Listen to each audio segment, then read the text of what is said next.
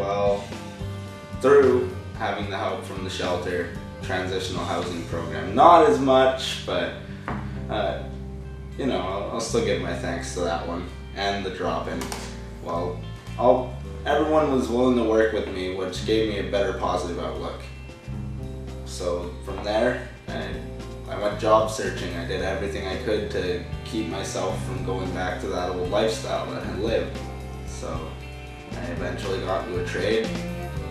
I worked in it and it worked for me, so I stuck with it to this day, and now I'm doing good. I'm getting better, a lot better.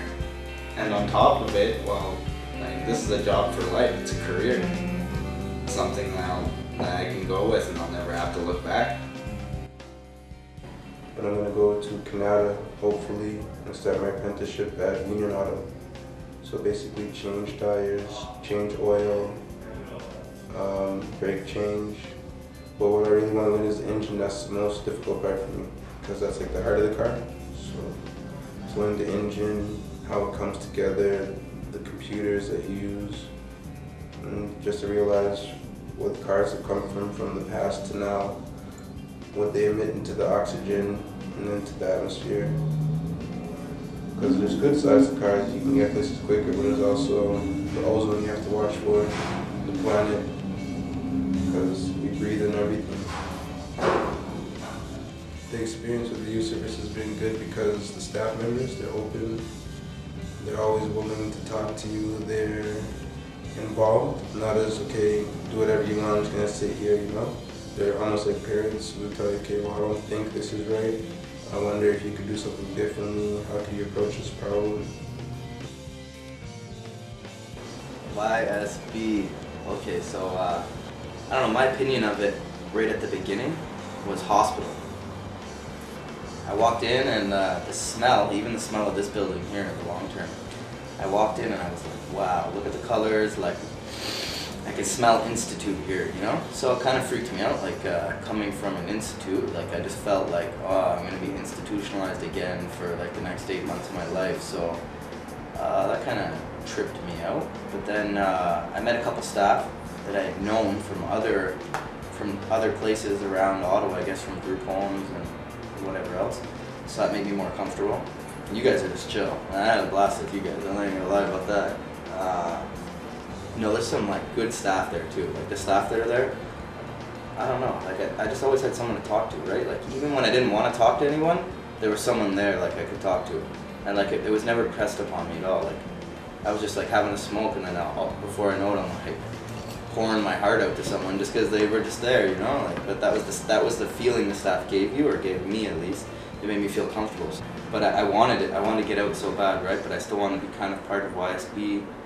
To feel like secure, right? Because at any point I can go downstairs, I can talk to anybody, and like, or at any point I know that the people in this building are familiar with the same problems that I'd be having, right? So I feel safe here. Like if I was in a building across the street, I'm not gonna go knock on my neighbor's door.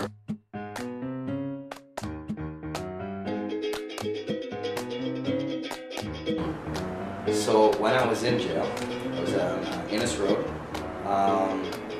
I've been in about a year, been almost a year, and almost 2 years since my crime. So I woke up in my bed one morning extra early, it was probably 5 o'clock. I was listening to my little headset AM FM radio, because that's all you get, but it was pretty dope that you even got that. So I'm listening to it, and it's just this, just a radio like broadcaster talking. He's trying to promote these guardian angels coming to Ottawa and walking the streets. They do it in Toronto and Montreal and New York and like big cities. And he's talking about them coming, and you know, really they're not cops. They're just people kind of participating in this movement, and they only have quarters and whatever else in their pocket, but they're just there to kind of help and like kind of observe the situation and see things that maybe cops or other people might not see. And so he got some callers to call in. The first caller was a male. I'll never forget this whole thing that happened. Like, the first caller was a male, and he was just like, "We don't need that in our city. We got cops. What do you think I pay my taxes for?" He's being like a big jerk, right? And then this lady calls in, and she pretty much says the complete opposite. And everything in my body went numb. as I heard her voice, and she's like, I think we need stuff like this in our city. She's like, I live around Gladstone in the downtown area of Ottawa, where there was a stabbing 2 years ago, almost to date, and still to the day it scares the life out of me. I can't walk down the street without my daughter coming with me. I don't leave anywhere without a phone on hand. She's just like, my whole life has been changed dramatically because of this situation, and like I just froze because I'm like, wow, she's talking about me. Like, this girl's talking about how I've affected her life dramatically. She can't walk out of her house feeling safe anymore because of what I've done 2 years ago. You know, and I'm sitting there paying for it now.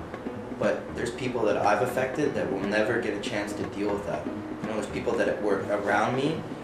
Like, that day was the first day in my life I ever realized that everything I do, I don't care if it's brushing my teeth, it affects the people around me, everything. And like, that was crazy. So taking accountability like for all my actions, like at that day became like my number one thing.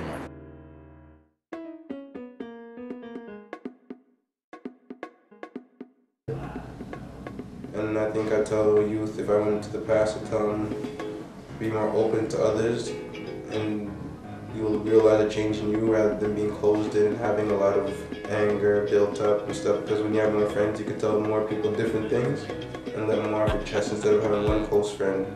And then they'll know when you're mad and they'll know when you're happy. No one is the same. Everyone's different, and you can't judge a book by its cover. I've noticed it. Like, there were some people when I first moved down here that was like, I didn't want to talk to, and then after that I talked to them, they turned out to be okay. Like, it's just everybody has their own personality. Safety is one of the greatest things here. Just being able to walk into a place I call home and not have to mask myself.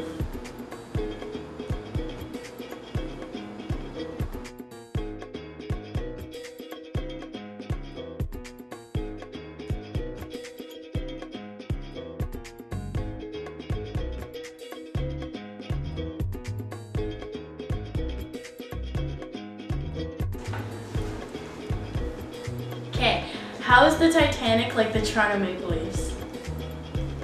They both look great until they hit the ice.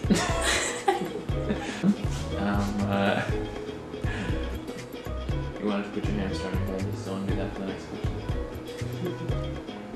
Oh, don't fall! I want to tip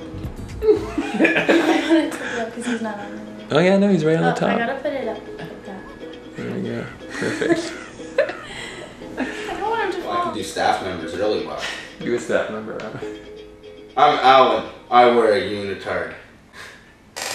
Who else? What else you got in there? I got Karina. Okay. Football! Yeah! Football! Indian tacos! Football! You think I'm slouching? This is slouching.